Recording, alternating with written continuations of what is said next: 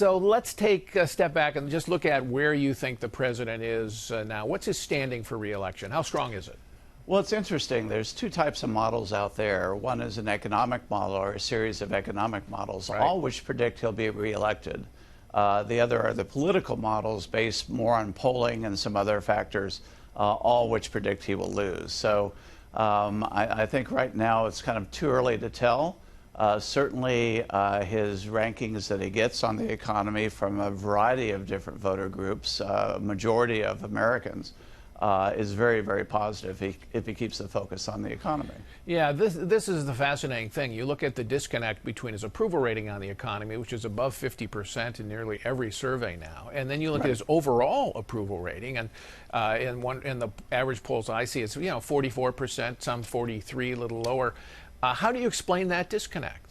Well, the thing to also look at is his favorability index, which is his favorable, unfavorable rating, which quite frankly has been at 55% unfavorable since the day he announced. It was 55% the day he was elected, 55% the day he was sworn in, and 55% today.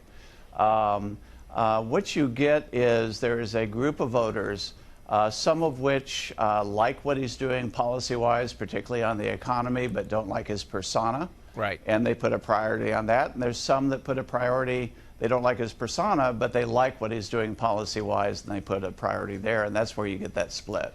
So how does so what that suggests is that the economy is not going to be the dominant issue in the election. And even if it continues to be quite strong, some of the president's character issues are going to come to the fore.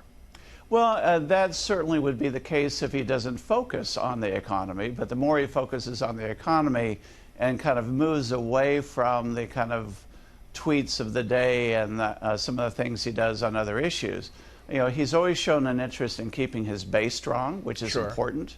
Not the Republican base, but the Trump base, which runs about 32–33%.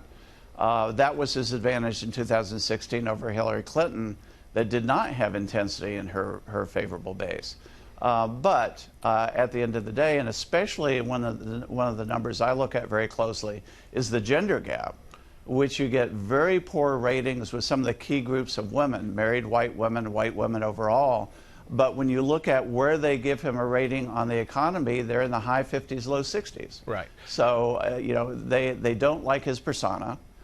They do like his policies on the economy. He needs to show that as the important focus of his race. Specifically, to your point, I was looking at the NBC Wall Street Journal poll this week, and it showed that the president has a 20-point negative rating among college-educated white women.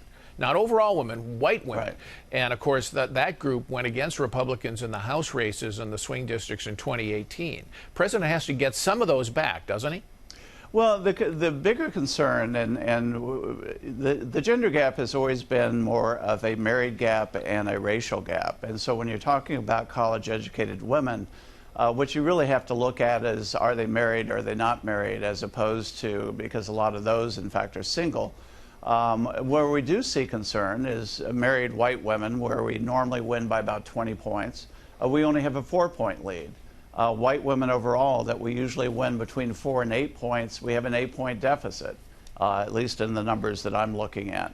Those are both, again, that if you take those two groups, they give him over a 57% approval rating, not only on the economy, but on jobs. And so if he keeps the focus on that rather than where the Democrats are trying to take the economy, which is education and health care, he would do very well on bringing those women back. Okay, now there's also been some state polling, and I know it's early, but one of the themes that's emerging, and Karl Rove wrote about it for us this week, is that some of the states that Trump won comfortably in 2016, Texas, Georgia, North Carolina, Florida, Texas and Georgia in particular, look to be in play this time. Do you think that that's realistic? Is that something Trump has to pay attention to? I don't know about Texas. Florida certainly will be in play, but we had him tied or slightly ahead in Florida and Ohio. We had him behind in North Carolina and Pennsylvania in the final weeks of the campaign. But in the final week of the campaign, he moved forward to a lead in all 4 of those states. Right. And that's what brought him the presidencies. Those are the states to really watch.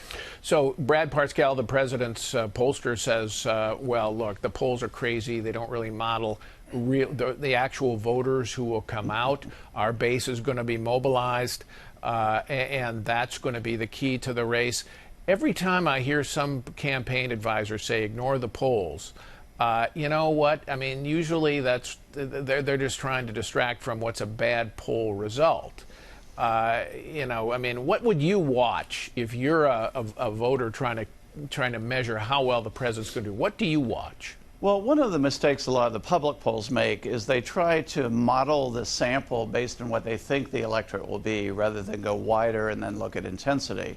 What we watch very closely is intensity. We see the intensity being, quite frankly, both on our side in the Trump base, but we see an equal intensity with the Democratic side. That's going to be the thing to watch very quickly. The overall numbers at this point are not very good at predicting what's going to happen. The movement on intensity is, and that's the thing to watch in the coming months. All right, Ed Goeas, thanks so much for coming in.